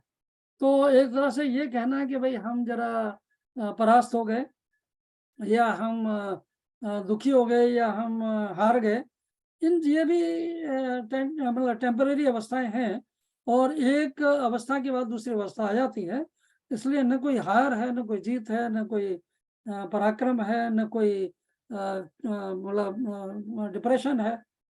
तो जब आपको डिप्रेशन में भी अगर आप आनंद ले लो तो डिप्रेशन खत्म हो जाएगा। तो जितना जो कुछ हो रहा है वो खाली हमारा इसलिए हो रहा है कि हमारा जो मन है वो बोधि की अवस्था में नहीं गया, और बोधि की अवस्था में भी चला गया तो जो पूरा जो ब्रह्मांड का कंट्रोल है, मालिक के जो ब्रह्मांड का डायरेक्टर की अवस्था है, सगुण ब्रह्म है या गुरु है, उस अवस्था में नहीं पहुंचे। और गुरु ऐसा नहीं है कि गुरु या अवतार लेके आए और उसके बाद गायब हो गए, ऐसा नहीं है। गुरु हमेशा रहते हैं, और जो हमारे जो सो कॉल्ड अवतार है वो भी हर समय रहते हैं। उस समय पर्टिकुलर कोई बॉडी लेके आए वो ठीक है, लेकिन बहुत बार या हर समय ही वो बिना बॉडी के या अलग अलग बॉडीज में भी रहते हैं। और जरूरी नहीं कि उन्होंने दिखाना है कि ज़्यादा ये दिखाना है कि भाई मैंने ये मतलब वो किया। वो आपके हर एक के साथ में नृत्य करके भी एक तरह से सबको दिखा रहे हैं, लेकिन आप देख नहीं पा रहे हैं, आप समझ नहीं पा रहे हैं, आप आनंद नहीं ले पा रहे हैं। वो आपको पूरा आनंद दे रहे हैं। आपकी जो एक एक सांस चल रही है वो उनकी कृपा से चल रही है। वो भी उसमें भी डांस हो रहा है, हंग सो। जब सांस आप अंदर ले रहे हैं तो हंग, जब बाहर छोड़ रहे हैं तो सो। उस अवस्था में अगर आप जाएं तो आपको लगेगा ये भी नृत्य है, प्रणव है, प्रणव ध्वनि है। पूरा ब्रह्मांड प्रणव ध्वनि से ही गुंजायित है, उसी से आप चल रहे हो। और आप सोच रहे हो कि भाई आप मरने वाले हो या बुढ़े हो गए या अभी आप बच्चे हो या कुछ है। तो वो अलग अलग अवस्था है, सब अवस्थाओं का आवश्यकता है, सब सब जरूरी है, उसी से आपने आगे बढ़ना है। और मरण भी जरूरी है और जीवन भी जरूरी है। और उस अवस्था में जाने के बाद जीवन मरण का भी जो भेद है वो खत्म हो जाता है। आप जब चाहे जा सकते हो, जब तक चाहो आप ठहर सकते हो। आप में वो सब, क्योंकि आप वो रहे ही नहीं, कॉस्मिक कॉन्शियसनेस हो आप मान लो, तो आप जब तक किसी शरीर में रहना रही है, जब आपने जाना जा सकते हो। तो वो सब अवस्थाएं आपको ग्रहण कर सकते हो, प्राप्त कर सकते हो। और उस सब की जो कुंजी है वो है साधना, ध्यान, योग। तो चलिए, तो इसके बाद में ऋचा आप कुछ बोलिए, और उसके बाद फिर हम लोग आगे बढ़ेंगे अगली अवस्था में। हाँ, मतलब वो आपने अच्छा बोला कि गुरु हमेशा रहते हैं, और क्योंकि अलग अलग जो लोग हैं, जो गुरु हैं, वो भी अलग अलग तरह की चीजों को समझा रहे हैं, जिसको जैसे समझ आए, जो उन्होंने जिस तरह से उसको समझा वो सबको समझा रहे हैं। तो मुझे अपनी लाइफ में बहुत मैंने मेरे बहुत सारे गुरु रहे हैं, सभी गुरु रहे हैं, चाहे वो टेक्निकली गुरु नहीं भी है। तो सबसे सीखते ही हम आसपास जो भी है। बट हाँ, अगर स्पिरिचुअल गुरु कहें तो सबका एक अपना तरीका है, सबने मेथोडोलॉजी दी है, टेक्निक दी है, फिलॉसफी है। तो हाँ, I think there are so many ways, मतलब इस बात को बहुत तरह से अप्रोच किया जा सकता है। और हर किसी को शायद अलग तरह से समझ आएगा, वो भी सबका इंडिविजुअल अंडरस्टैंडिंग रहती है। बट जहाँ तक मेरे यहाँ मैंने सबसे अलग अलग तरह से समझा है, तो आई एंजॉय इट। मतलब मेरे लिए स्पिरिचुअलिटी इज लाइक सब, मैं शायद इसमें पीएचडी कर हाँ, सकती हूँ। बिल्कुल पर बिल्कुल। मुझे ट्राइबल कल्चर से भी मैंने सीखा है, या मैंने इंटेलेक्चुअल जो स्पिरिचुअलिटी है उससे भी सीखा है, और आपसे तो सीखा ही है। भक्ति योग जो है उससे, उसमें भी मुझे डिवोशनल, जहाँ पे चंद्र कुमार जी कह रहे थे कि हम किसी इस बात को शायद एनालाइज कर ही नहीं सकते या करने की जरूरत नहीं है, तो डिवोशनल या भक्ति योग में वो है कि इसको एनालाइज करने की जरूरत क्या है, ये तो पहले से एक फील ही हो रहा है। तो वो भी है, तो ये सब कुछ है। मुझे सब में ही मुझे एक्चुअली मुझे लगा कि मुझे सभी सच लगा, इसमें कुछ झूठ लगा ही बिल्कुल, नहीं। बहुत अच्छे। तो आगे बढ़ते हैं। तो आपने जो बोला कि बहुत सारे लोगों से सीखा, तो सही मायने में हर जो अणु परमाणु है, हर जो पंचभूत है, सृष्टि चक्र की हर अवस्था हमारी गुरु हो सकती है। तो इसमें कोई उसकी बात नहीं, समय समय के हिसाब से। जैसे हम लोगों को मान लो उदाहरण के लिए एवरेस्ट पे जाना है, तो आप कहीं किसी गांव से चले भारत के फॉर एग्जांपल, तो उससे आपको एक कस्बे में जाना है, वहां से आगे जाना है, ऐसे करते करते आपको मान लो दिल्ली पहुंचे एग्जांपल के लिए। और दिल्ली से फिर आपने नेपाल जाना है, काठमांडू जाना है, उसके बाद में मान लो एवरेस्ट जाना है। तो अलग अलग वो हैं। और हर जगह जब आप गाँव से चले और आपने मान लो कभी गाँव से निकले ही नहीं, पहली बार निकले, तो आपको कोई बोलेंगे कि भाई उस गांव में जाना है, शहर में जाना है, टाउन में जाना है, तो ऐसे जाइए। तो उस अवस्था में उसकी आपको बात माननी पड़ेगी। और मान लो तो चल पड़ो तो ठीक है। आपको ये अनुभूति कि वो गुरु सही था गलत था, वो जब पहुंच जाओगे, अगले पड़ाव पे पहुंच जाओगे, तो पता लगेगा कि उस आदमी ने सही गाइड किया। इसी तरह से सफर चलता रहेगा। लेकिन जब आप आगे चले जाओगे, उस टाउन में पहुंच जाओगे, तो वो गुरु जो गांव में था वो आपको वहां पे नहीं मिलेगा, वहां कोई दूसरा आदमी मिलेगा। वो बोलेगा कि आपको दिल्ली ऐसे जाना है, तो आपको उसको फॉलो करना पड़ेगा। और जब दिल्ली पहुंच जाएंगे तो फिर पता लगेगा कि वो आदमी सही था। तो इसी तरह से हमारे जीवन में बहुत लोग मिल सकते हैं और हर किसी से हम मार्गदर्शन ले सकते हैं जिससे हमारा अंदर से आवाज आए। और हकीकत में वो बैठा ही हुआ है, वो उसको भी पता है कि आपको मार्ग चाहिए। और वो एक नहीं है, वो अनंत है, अनंत रूप में वो सब जगह बैठा हुआ है। जो ब्रह्म है वो किसी न किसी रूप में हर व्यक्ति का मार्गदर्शन करने के लिए, हर व्यक्ति ही नहीं, हर वनस्पति का भी मार्गदर्शन करने के लिए वो हर जगह बैठे हुए हैं, तैयार हैं। उन्होंने पूरी सृष्टि में ऐसा एक-एक स्टेज पर एक तरह से मिनी गुरु बैठा रखा है, ऐसा कह लो। और वो उस समय वो मिनी गुरु ही गुरु से भी ज़्यादा पावरफुल है, क्योंकि बिना मिनी गुरु के आप गुरु के पास नहीं पहुँच सकते। और गुरु भी अल्टीमेटली ब्रह्म ही है, परमात्मा ही है। तो वो परमात्मा ही तो अलग-अलग आपको अलग-अलग मोहल्ले में जाके, अलग-अलग गाँव में जाके, अलग-अलग वनस्पतियों में जाके, अलग-अलग पंचभूतों में जाके आपको देख रहा था। तो आप उसको तलाश कर रहे हैं सगुण ब्रह्म की परम जो चरम अवस्था है उसमें, लेकिन वो नीचे भी है, ऊपर भी है। तो इसलिए एक तरह से जिससे भी आपका मन करे सीखना है, जो लगे कि भाई मार्गदर्शन कर सकता है, आपको अंदर से लगेगा, तो उसको मार्गदर्शन करने में कोई बुराई नहीं है। और यही प्रैक्टिकल रास्ता भी है। और बहुत सारे रास्ते हैं, बहुत सारा विधियाँ हैं, बहुत सारे वो हैं, तो धीरे-धीरे करते जाइए, उसके बाद में कुछ पकड़ के कीजिए। ना करने से अच्छा है कि आप जो आपको सामने मिला, जो आपको अंदर से आवाज़ से ठीक लगा, उसको फ़ॉलो कर लीजिए।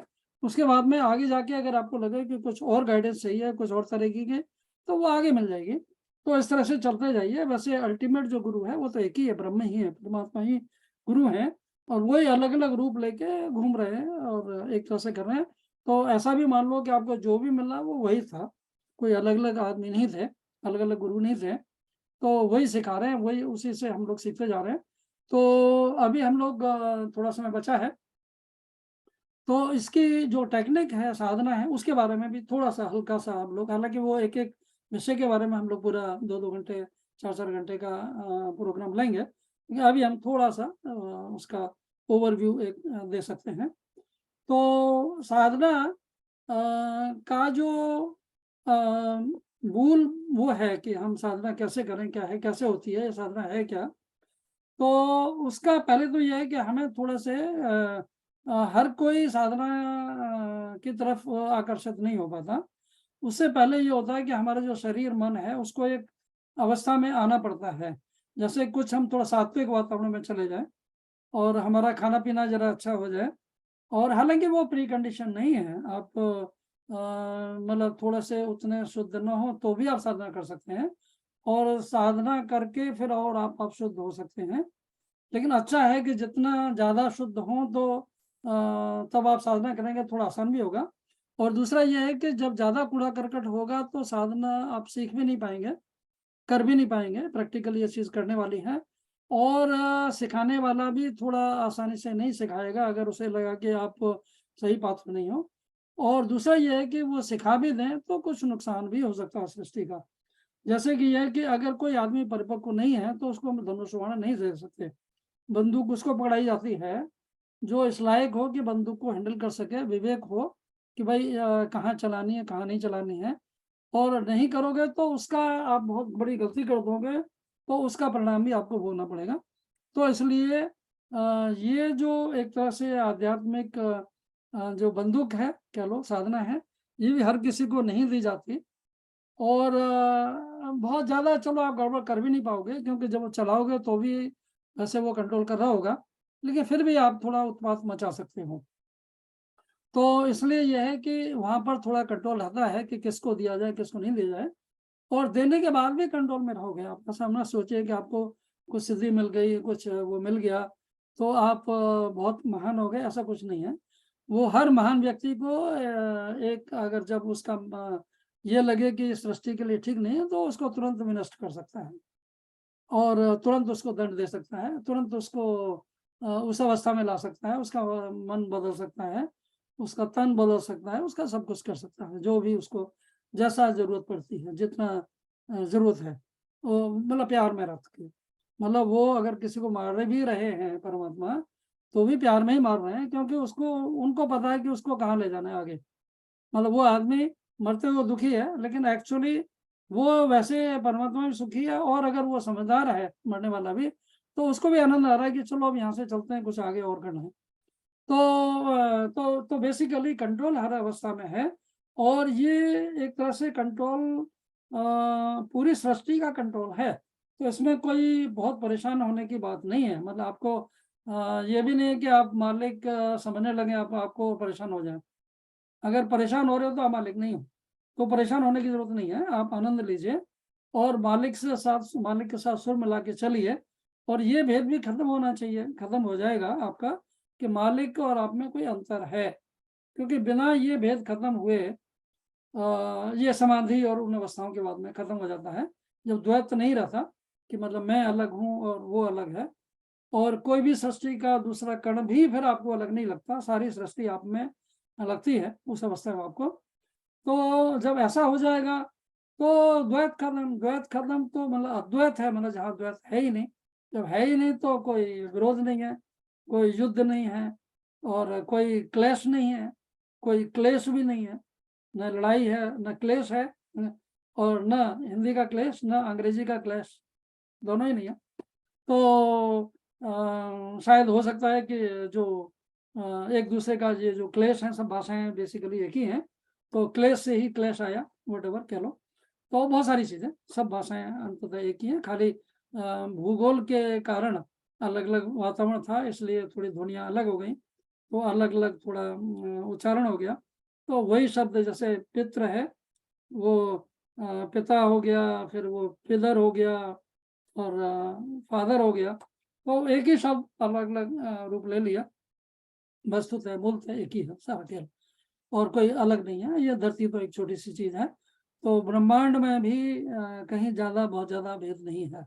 आदमी अभी पकड़ नहीं पा रहा, मतलब थोड़ा सा आदान प्रदान नहीं हो पा रहा, मिल नहीं पा रहे।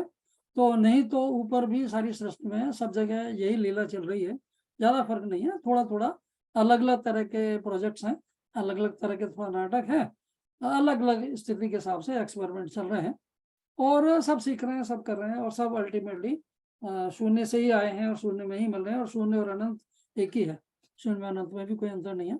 तो हम लोग थोड़ा साधना की बात कर रहे थे। तो साधना के लिए हकीकत में थोड़ा सा यम नियम हम जो पालन करें, थोड़ा सिस्टम से चलाएं, खाना पीना शुद्ध हो कुछ है, तो उससे थोड़ी सुविधा रहेगी, और तभी थोड़ा साधना सीखना ही अच्छा है। और मुझे लग रहा है अब ज़्यादा समय नहीं बचा, तो हम लोग साधना की बातें चलिए अगले उसमें करेंगे, और बहुत ही संक्षेप में थोड़ा बोल देते हैं कि हमारा जो साधना में हम लोग क्या करते हैं कि हम जैसे बैठे हैं, तो हमें पंचभूतों से परे जाना पड़ता है, पहले शुद्धि करनी पड़ती है। तो हमें भूत शुद्धिकरण, भूत माने पंचभूतों से शुद्ध करना पड़ता है कि पंचभूत नहीं है, हम अकेले हैं। ये ट्रेनिंग है एक तरह से, सेल्फ ट्रेनिंग, सेल्फ विजुअलाइजेशन है। तो वहाँ से हम लोग जाते हैं, फिर हम लोग धीरे धीरे जो हमारा चित्त है उसको कंट्रोल करते हैं। बहुत संक्षेप में बता रहे हैं, अगली बार ज़्यादा। तो चित्त को हम लोग थोड़ा सा शरीर के से प्रवेश करके, अंगूठों से प्रवेश करके, बाहर से शून्य से 2 बिंदु आए, और अभी बहुत संक्षेप में, तो वो करके फिर हम अपने 5 चक्रों पे ले जाते हैं, और 5 चक्रों पे ले जाके फिर वो आगे चक्र आता है। उसके बाद में हम लोग यहाँ आके फिर कुछ मंत्र का उस बिंदु को परम चरम बिंदु में हम लोग मिला देते हैं, और फिर वहाँ देखते हैं क्या हो रहा है। और अगर सांस चलती है, नहीं तो सांस चलना वो कम हो जाएगा, बंद हो जाएगा ऑलमोस्ट। अगर चलती है तो फिर हम मंत्र का उच्चारण करते हैं। सांस के आते समय एक अक्षर का मंत्र, एक लेटर, और जाते समय दूसरा। जैसे हमने हंसो बोला फॉर एग्जाम्पल, तो आते हुए हंग, जाते हुए सो, और ऐसा करते करते आप उस अवस्था में ऐसे हो सकते हैं कि आपको उसका आवाज नहीं रहे आपका बोलना, तो उस अवस्था का आनंद लीजिए। ये प्रथम लेसन भी है, एक तरह से प्रथम पाठ है, और संक्षेप में ज़्यादा पूरा नहीं बताया है, बहुत ही थोड़ा सा ऊपर ऊपर से बता दिया, अगली बार पूरा। तो उन अवस्थाओं में जाके फिर हम आनंद लें, और उसके फिर आगे और पाठ हैं, अलग अलग अवस्थाएं हैं, जैसे जैसे हम वो करते हैं। तो बाद में फिर हमें ये करना पड़ता है कि पूरा ब्रह्मांड ही एक ही है, ये भाव लेना पड़ता है। उसके बाद में हमारे जो 5 चक्र हैं उनको भी जगाना पड़ता है कुछ मंत्रों के द्वारा, तो वो है। उसके बाद में फिर प्राणायाम के द्वारा हमें पूरा शुद्धिकरण करना पड़ता है। हमारी जो वायु हैं अंदर 5 वायु हैं, तो वो करना पड़ता है। उसके बाद में स्वास्थ्य वगैरह भी सब आपका अच्छा ही होगा, ये सब करोगे तो। और बाद में अंतिम जो लेसन है या जो पार्ट है, उसमें हमें मतलब अंतिम से एक पहले कि पहले जो हमारे जो 5 चक्र हैं उनको भी शुद्ध करना पड़ता है, चक्र शोधन करना पड़ता है। और उसके बाद में फिर हमें ये सबको अपना जो यहाँ पे गुरु चक्र है, उस गुरु चक्र में गुरु को बिठा के फिर हमें अपने आप को गुरु में समर्पित करना होता है। और उस अवस्था में जाके हम गुरु के साथ एक हो जाते हैं और एक होके फिर आनंद लेते हैं। मतलब वो भी अवस्थाएं हैं, तो उन्हीं अवस्थाओं में फिर हम लोगों को वो समाधि और ये सब अवस्थाओं से गुजरेंगे। बहुत सारी गहराइयाँ हैं इसमें, ये पूरा सतत हम लोग बात कर सकते हैं और हम भी रोज सीखते हैं, सब लोग सीख रहे हैं। और इसमें भी जैसे जैसे हम प्रैक्टिस करेंगे तो हमको अनुभूतियाँ होंगी और उन अनुभूतियों के साथ ही एक तरह से न जाने कितने और पाठ आप सीख जाओगे। कोई एंड नहीं है, इन चीज़ों का अंत नहीं है। और जब आप ब्रह्मी अवस्था में चले जाएंगे तो आपको अनंत अनुभूतियाँ होंगी, अनंत आपको काम आपका बढ़ जाएगा। ये नहीं है काम खत्म हो गया, काम बढ़ गया, क्योंकि आपने अपने आप को उसमें मर्ज कर लिया, तो उसका काम भी आपके पास आ गया, आप उसके साथ एक हो गए, उसका प्रोजेक्ट आपका प्रोजेक्ट एक हो गया। तो फिर आपने बहुत सारी चीज़ों में गहराई में जाते जाना है और एक एक जीव को आपको फिर देना है बहुत कुछ, जो भी आपसे टकराए मिले सृष्टि में। ये एक बहाना है कि आपको जीवन मिला है, तो इस जीवन में आप लोगों से मिल रहे हैं और कुछ आदान प्रदान हो रहा है और हम लोग हर समय सीख रहे हैं और सृष्टि के हर कण से भी हम लोग सीख रहे हैं। मतलब ब्रह्म परमात्मा को भी इसलिए आनंद आ रहा है ये सब लीला चलाने में कि वो भी हर अपने अणु परमाणु से, हर पंचभूत से, हर जंतु से, हर वनस्पति से, हर मनुष्य से भी वो सीख रहे हैं, उनको भी आनंद आ रहा है, सिखा भी रहे हैं, सीख भी रहे हैं। तो ऐसा नहीं है कि ये जबरदस्ती है कि भाई वो बॉस हैं और हम लोग बॉस्ड हैं, मतलब चले हैं। तो न कोई शिष्य है न कोई गुरु है, सारा ब्रह्मांड एक तरह से आपस में मिलजुल के एक सतत क्रिया है और हम सब एक दूसरे को दे रहे हैं और हम सभी सिख बन जाएं, एक सिख माने शिष्य बन जाएं, शिष्य और गुरु हो जाएं और ये सतत प्रक्रिया चलती रहे, तो इससे ज़्यादा और आनंद की क्या बात है। तो फिर हमें वहाँ कोई द्वेष नहीं होगा, कोई द्वैत नहीं होगा, कोई क्लेश नहीं होगा और कोई मतलब परेशानी नहीं होगी। हम एक दूसरे को बहुत कुछ दे रहे होंगे और लेने में और देने में इस मस्ती में होंगे कि सारी दुनिया हमारी जेब में डाल रही है, हम उनकी जेब में डाल रहे हैं। और ये जो आज का कमर्शियल खेल है कि सब एक दूसरे लूट रहे हैं, इसकी जगह ये हो जाएगा कि सब एक दूसरे दे रहे हैं। तो जैसे ही ये अवस्था आई फिर उस दुनिया में रहने का आनंद ही अलग है और मस्ती भी अलग है और फिर मतलब आनंद में मग्न हुए आप ब्रह्मांड को देखते जाइए, चलते जाइए और चलाते जाइए। तो इसके साथ ही हम लोग समापन की ओर आगे बढ़ते हैं। तो हम लोग गुरु वंदना करते हैं और गुरु वंदना करके फिर हम लोग कुछ देर में समापन करेंगे। तो इसमें भाव हम लोग ये ले सकते हैं कि जब हम मंत्र बोल रहे हैं, 3 श्लोक हैं, तो हर श्लोक में मतलब 3 बार उनको बोलेंगे, तीनों श्लोकों को। और जब बोलेंगे तो एक बार में कुछ हम पुष्प लेंगे, अपने मन में जो भी आपको रंग याद आए, भाव आए, वो ले लीजिए। हर बार रंग बदलना है अलग अलग, और वो अल्टीमेटली गुरु को, गुरु माने ब्रह्म, और ब्रह्म और गुरु में हम जैसे अभी बात किए तो कोई अंतर नहीं है। तो एक तरह से सृष्टि को आप दे रहे हैं, सृष्टा को दे रहे हो, मालिक को दे रहे हो, और मालिक और आप एक ही हो, एक ही आपस का कोई वो नहीं है। आपके वो पिता हैं और आप पुत्र हो, या उसको किसी भी रूप में ले लो आप, जो भी हो, तो हर रूप में वो है और एक आनंद है। तो अखंड मंडलाकारं व्याप्तं येन चराचरं तत्पदं दर्शितं येन तस्मै श्री गुरुवे नमः।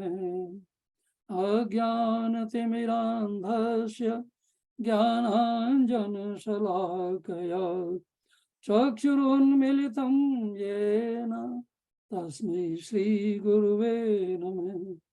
गुरुर्ब्रह्मा गुरुर्विष्णु गुरुर्देव महेश्वर गुरुरेव परं ब्रह्म तस्मै श्रीगुरुवे नमः।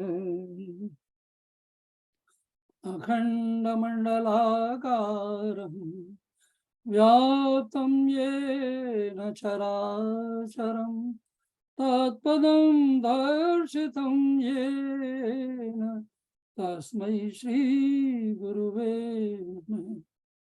अज्ञानतिमिरान्धस्य ज्ञानाञ्जनशलाकया चक्षुरुन्मिलितं येन तस्मै श्रीगुरुवे नमः।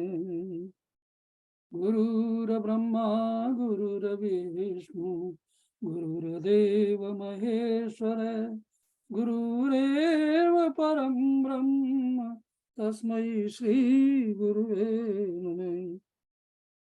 अखण्डमण्डलाकारं व्याप्तं येन चराचरं तत्पदं दर्शितं येन तस्मै श्रीगुरुवे नमः। अज्ञानतिमिरान्धस्य ज्ञानाञ्जनशलाकया चक्षुरुन्मिलितं येन तस्मै श्रीगुरुवे नमः। गुरुर्ब्रह्मा गुरुर्विष्णु गुरुर्देव महेश्वर गुरुरेव परं ब्रह्म तस्मै श्रीगुरुवे नमः। तव द्रव्यं जगद्गुरु ह्यमेव समर्पये। ॐ मधुवातारिताय ते मधुक्षरं तु सिन्धुवे माधुर्णो सन्तोषदि मुत मधु मधुजोरस्तु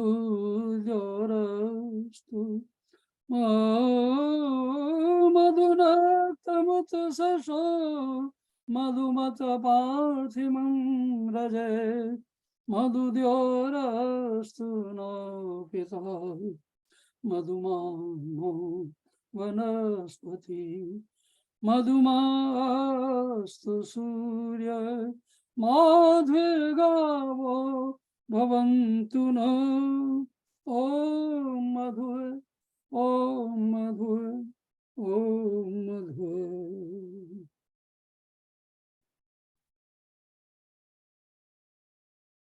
नमस्कार आप सब लोगों को।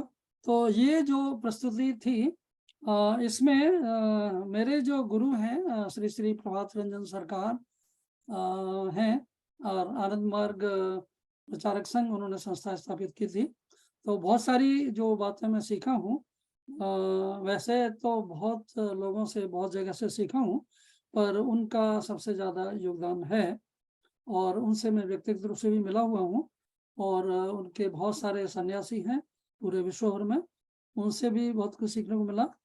और बहुत सारी उनकी पुस्तकें हैं 300-400 प्रभात संगीत नाम से उनके बहुत सारे आध्यात्मिक रचनाएं भी हैं। तो वो और न जाने कितने, और साथ ही साथ में और बहुत सारे धर्मगुरु हैं, हर प्राणी है, हर लोग हैं, पूरे जीव हैं और सब लोग परिवार से, हमारे साहित्यिक परिवार से, आध्यात्मिक परिवार से, सब जगह से सीखा है। मेरा अपना कुछ नहीं है। तो साधना करने पर अपनी कुछ अनुभूतियाँ होती हैं, वो हम लोग साझा कर सकते हैं, करते हैं। और वो भी जो अनुभूतियाँ हैं वो भी हमारा उसमें सही माने में कोई वो नहीं है, एक तरह से वो भी जो है वो सब परमात्मा का दिया है। तो इसलिए इसको एक तरह से ये लीजिए कि जो कुछ मैं बोल पाया वो आपकी ही इच्छा से, आपके लिए ही, आपकी कृपा से बोला और आपके लिए ही है। तो ये है और इसके साथ ही हम लोग सब लोग से आज्ञा लेते हैं और आगे से आप लोग और अधिक संख्या में आप आएँ और ये कार्यक्रम यूट्यूब से भी अभी लाइव कास्ट हुआ है, तो सब लोग सुन सकते हैं और नमस्कार सब लोगों को प्रणाम और ये उपलब्ध होगा यूट्यूब पे भी, तो सब लोग जो नहीं आ पाए वो भी सुन सकते हैं क्योंकि आज की दुनिया में आना भी कई बार नहीं हो पाता और ज़रूरी भी नहीं है क्योंकि अब हम सब लोगों के पास पहुंच सकते हैं साधना के द्वारा भी और हमारे जो विज्ञान है इसके द्वारा भी और जो कुछ हमारे पूर्वज लोग, हमारे ऋषि लोग जो भी हमको शक्ति प्रदान किए, जो भी हम कर पा रहे हैं, उससे हम लोग मिलजुल के आगे बढ़ें और इस संसार को आनंद दें। नमस्कार। यूट्यूब बंद कर दीजिए, ज्यादा बेटर। यूट्यूब पे आ रहा था बहुत।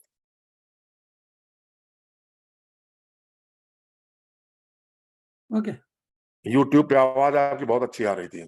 हाँ, एक मिनट। हाँ, मैं पहले बंद कर रहा हूँ। हाँ, यूट्यूब बंद कीजिए पहले।